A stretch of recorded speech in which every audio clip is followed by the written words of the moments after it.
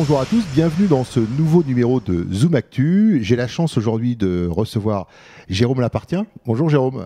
Bonjour. Alors, vous êtes le président du vélo sport d'Orvis et vous êtes là pour nous présenter une épreuve qui a lieu dans une semaine, le 20 septembre, qui est le 28e Tour d'Orvis cycliste. Alors, Jérôme, c'est quoi cette épreuve ? Alors, le Tour de Ruisse est une épreuve cycliste réservée aux meilleurs amateurs qui vont parcourir 154 km sur les routes de la presqu'île de Ruisse. C'est une épreuve qui existe depuis 1987. Alors, c'est une épreuve importante qui mobilise beaucoup d'efforts, beaucoup de personnes. Oui, on a 220 bénévoles mobilisés pour assurer la sécurité des coureurs et de la caravane et plusieurs semaines de travail, bien sûr, derrière nous.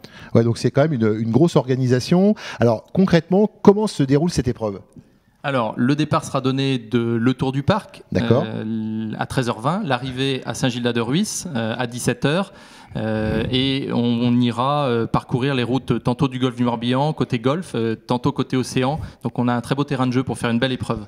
D'accord, alors c'est une épreuve importante, c'est une épreuve de niveau national amateur. D'ailleurs, on a la chance d'avoir le champion de France en titre, donc là ça va vraiment être une belle épreuve, quoi. Oui, c'est vrai que Clément Marie, le champion de France amateur, sera présent, donc ça c'est intéressant. Il sera avec une belle formation de Sojason Espoir, son équipe rennaise, et ça permettra d'avoir des belles opportunités pour une course intéressante. Parce que là, c'est comme sur le Tour de France, il y a des équipes constituées avec des leaders, des vraies équipes, il y en a un paquet, donc on va avoir de la stratégie, on va avoir de la tactique de course. Oui, alors il y a dans le cyclisme plus de tactique qu'on ne peut l'imaginer vu de l'extérieur pour les non-initiés. Et donc, il y a des belles structures amateurs qui sont engagées, parmi les meilleures au niveau national, avec des espoirs du cyclisme. Et donc, ça va donner une belle course, très certainement. Alors, justement, je profite que vous soyez sur le plateau. Comment on fait, où on va se poster pour bien profiter de cette course ? Alors moi, le conseil que je donne, c'est bien sûr d'aller au départ à Le Tour du Parc, 13h20, je le rappelle. L'arrivée à Saint-Gildas-de-Ruisse à partir de 16h15, et puis il y aura 3 quarts d'heure après sur Saint-Gildas-de-Ruisse, il y a un circuit final.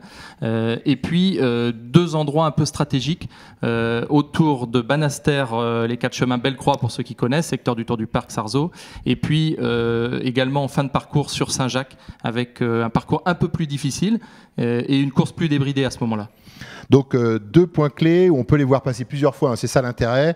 Banastère vers, donc vous disiez 14h45 à Banastère. 14h45 et Saint-Jacques, 1 heure après à peu près. Oui, Saint-Jacques 15h45. Parfait. Alors si justement on veut en savoir un peu plus de détails pour les fanas, comment on fait ? Alors, il faut aller sur le site sportbrest.com, qui est un site spécialisé de cyclisme partenaire de l'épreuve depuis plusieurs années. D'accord, donc là, ça va s'afficher sur l'écran. Voilà. Donc sportbrest.com et puis la presse locale, bien sûr, très présente à nos côtés. D'accord. On leur remercie. Alors, nous aussi, TV Ruisse, on y sera. On va suivre ça au plus près, puisqu'on sera au cœur de l'action, au cœur de la course. Et puis, j'espère, Jérôme, qu'on va avoir plein de rebondissements et plein de choses intéressantes à voir. Bien sûr, on l'espère aussi. On n'en doute pas, puisque chaque année, c'est très intéressant à suivre. Et donc, venez nombreux. Et voilà, donc on vous donne rendez-vous dimanche. À bientôt. Au revoir.